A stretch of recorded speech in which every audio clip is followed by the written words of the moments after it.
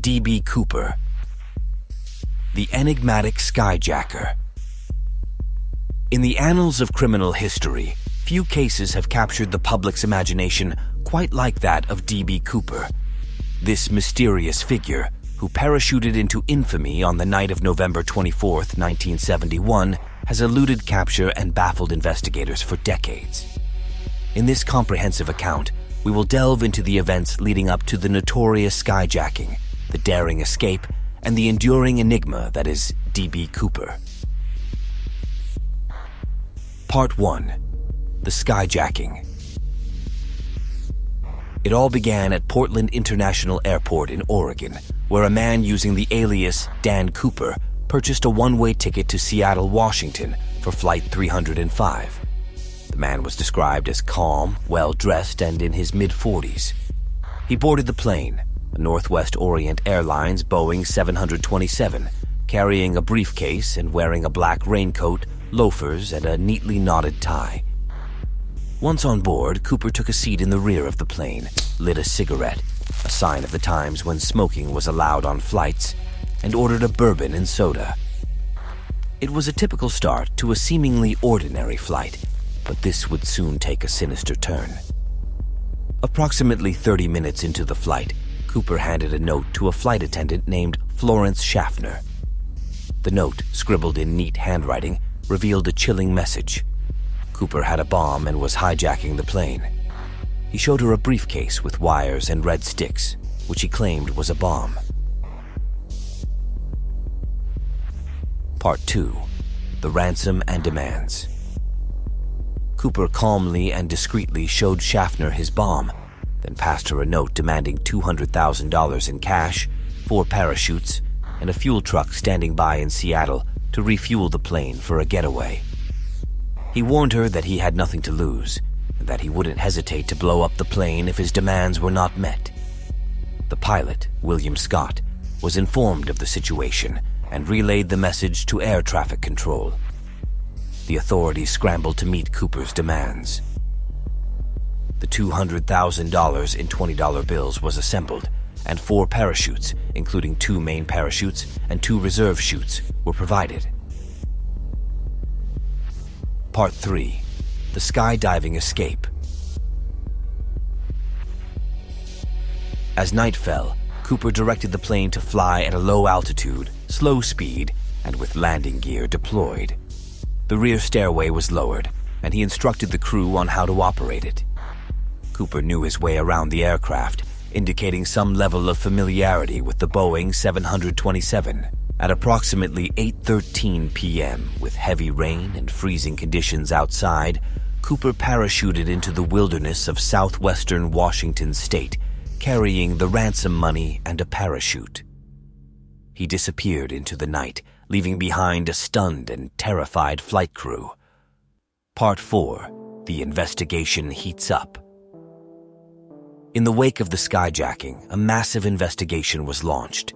The FBI conducted interviews, collected evidence from the plane, and coordinated search efforts in the vast wilderness where Cooper had parachuted. The manhunt was an all-out effort to track down the elusive hijacker. Authorities focused on identifying Cooper's real identity. They began by examining his interactions with the flight crew, the information he provided when purchasing his ticket, and the clothing and items he left behind on the plane. Investigators combed through passenger lists and interviewed airport staff, but the trail ran cold. Cooper's alias, Dan Cooper, seemed to be a dead end. No such person fitting his description was found to exist. Part 5. The ransom bills surface. In 1980, a breakthrough in the case occurred that raised more questions than answers. A boy named Brian Ingram, while on a family outing along the Columbia River, uncovered a rotting package containing $5,800 of the ransom money. The money was found partially buried in the sand, just a few inches below the surface. The discovery triggered a renewed interest in the case. How had the money ended up there? The bills were extensively examined for fingerprints and other evidence, but the findings were inconclusive. The money's exposure to the elements over the years had damaged it, making it difficult to glean further insights. Part 6. Unanswered Questions. Despite the discovery of the ransom money, many questions remained unanswered. What happened to the rest of the $200,000? Did Cooper survive his daring parachute jump into the wilderness, or did he meet his demise? Theories abound, but no definitive answers emerged. Some theorized that Cooper died upon landing, either due to a rough landing, the harsh weather, or injury sustained during the jump. Others believed he might have had accomplices who picked him up after landing, allowing him to escape capture. Part 7. Speculation and Theories. The mystery of D.B. Cooper's fate spawned a multitude of theories. Some suggested that he used his knowledge of the Pacific Northwest to escape and blend into the local population. Others posited that he had military training, given his ability to navigate the challenging conditions of the jump. Intriguingly, the theory that Cooper could have been a former or disgruntled airline employee gained traction.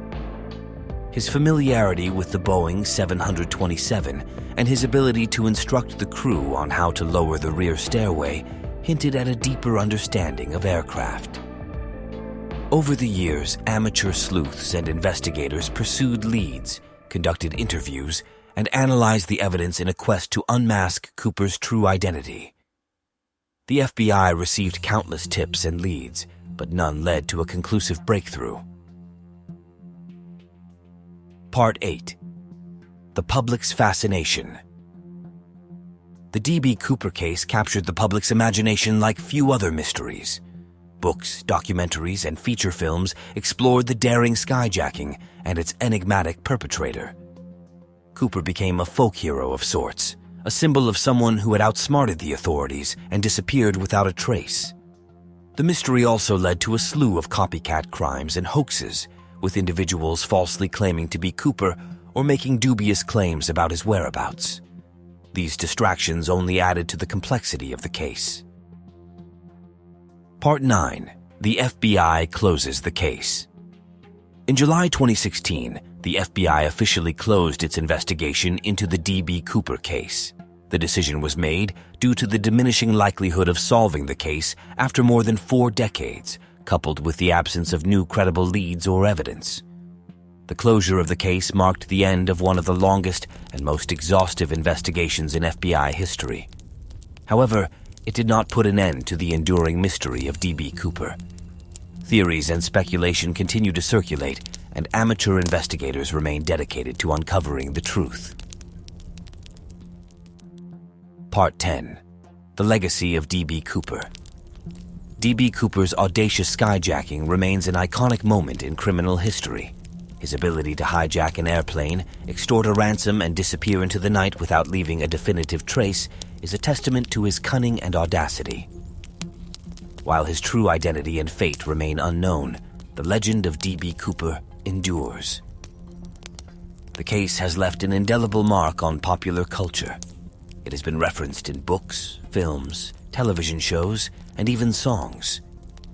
D.B. Cooper's story continues to captivate the public's imagination, serving as a reminder that there are mysteries that may never be fully solved. The story of D.B. Cooper is a tale of mystery and intrigue that has puzzled investigators and fascinated the public for decades. Did he survive his daring parachute jump, disappearing into obscurity? Or did he meet his fate in the rugged wilderness of the Pacific Northwest? While the FBI officially closed its investigation, the questions surrounding D.B. Cooper endure. The case serves as a reminder that some mysteries may never be fully resolved, leaving room for speculation, theories, and the enduring legend of a man who vanished into the night, taking his secrets with him.